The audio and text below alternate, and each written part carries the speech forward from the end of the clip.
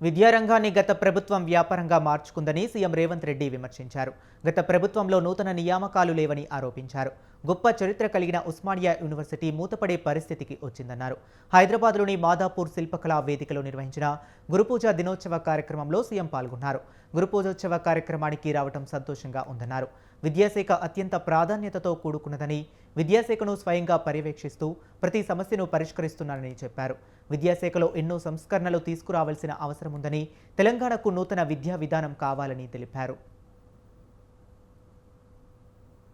నాకు దగ్గరగా ఉండాలి, రాష్ట్ర ప్రభుత్వానికి ప్రాధాన్యత అత్యంత ప్రాధాన్యతతో కూడుకున్న శాఖ అని చెప్పి ఈ శాఖలో నిర్ణయాలు తీసుకోవాలి అని అంటే ప్రతిసారి నేను ఎవరినో మంత్రిని పిలిచి అధికారులను పిలిచి సమీక్ష చేసి ఆదేశాలు ఇస్తే ట్రాన్స్మిషన్ లాస్ ఉంటుందని చెప్పి ఈ శాఖను నా దగ్గరనే పెట్టుకున్న, నేనే స్వయంగా పర్యవేక్షిస్తున్నా.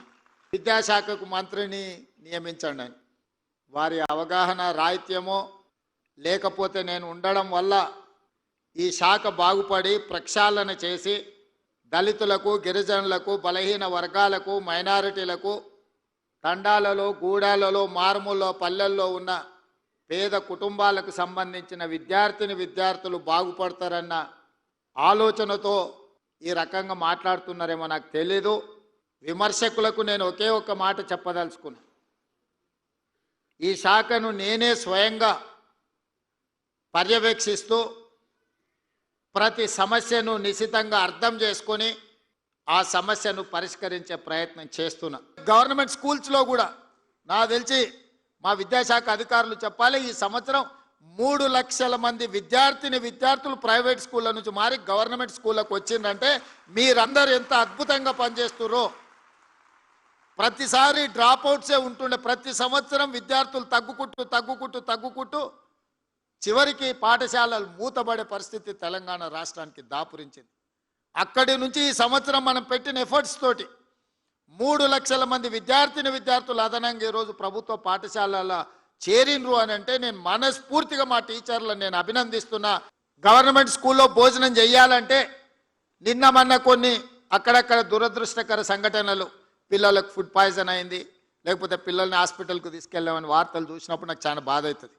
ఎందుకంటే నేను డైట్ ఛార్జెస్ పెంచిన, కాస్మెటిక్ ఛార్జెస్ పెంచిన, ఇవాళ ఎవరైనా ఎంత ఆగర్భ శ్రీమంతుడైనా తినే సన్నబియ్యం ఇవాళ పేదోళ్ళకి ఇచ్చిన పాఠశాలల పిల్లలకు పెట్టమని నేను చెప్పిన.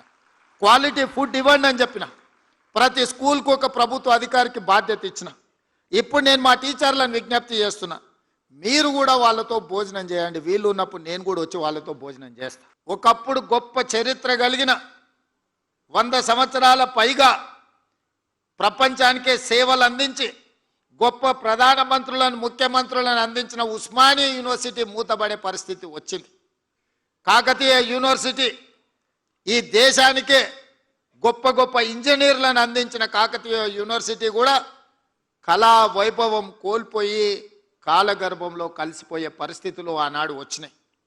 అందుకే మీ అభిమానంతో మీరు ఆదరించి మీరు అవకాశం ఇస్తే ఈనాడు ప్రజాపాలనలో విద్యాశాఖ నా దగ్గర పెట్టుకొని తక్షణమే మీ ప్రమోషన్లు, మీ బదిలీలు, మీ కుటుంబ సమస్యల్ని ప్రతి సమస్యను పరిష్కరించడం ద్వారా లక్షలాది మంది విద్యార్థులకు మీరు గొప్పగా విద్య నేర్పుతారని నమ్మకంతో ప్రతిసారి మిమ్మల్ని కలవడం, మీతో మాట్లాడడం, టీచర్ల నియామకాలే కాదు మీ ప్రమోషన్ల సందర్భంలో కూడా ఎల్బీ స్టేడియంలో సమావేశం పెట్టి మీ అందరితో కలిసి మాట్లాడడం జరిగింది.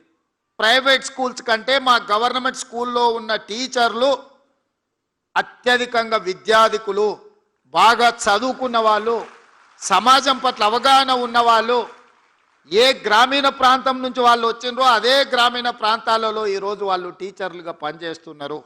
సామాజిక బాధ్యత గుర్తెరిగిన వాళ్ళు. మరి వాళ్ళు సరైన విధంగా పేదలకు విద్య నేర్పాలి అని అంటే ప్రభుత్వం కూడా వాళ్ళకు కావలసిన కనీస మౌలిక వసతులను అందించాల్సిన బాధ్యత ప్రభుత్వానికి ఉన్నది. టీచర్లకు జీతాలు ఇచ్చి చేతులు దులుపుకుంటే సరిపోదు. ప్రభుత్వంలో ఉండే శాఖలు కొన్ని ప్రాంతాలకు కొన్ని పట్టణాలకు కొన్ని నగరాలకు మాత్రమే పరిమితం అవుతారు. కానీ విద్యాశాఖకు సంబంధించిన టీచర్లు ప్రతి ప్రాంతానికి కరెంటు ఉన్నా లేకపోయినా, ఆ ఊర్లో హనుమాన్ల గుడి ఉన్నా లేకపోయినా, ఏదో ఒక పాఠశాల ఒక టీచర్ ఆ ప్రాంతంలో ఉంటాడు. తనకు తెలిసిన సమాచారాన్ని ఆ ఊర్లో యథాలాపంగానో అనుకోనో ఏదో రకంగా అక్కడ ఉండే ప్రజలకు చెప్పి ప్రభావితం చేసే ప్రయత్నం చేస్తాను.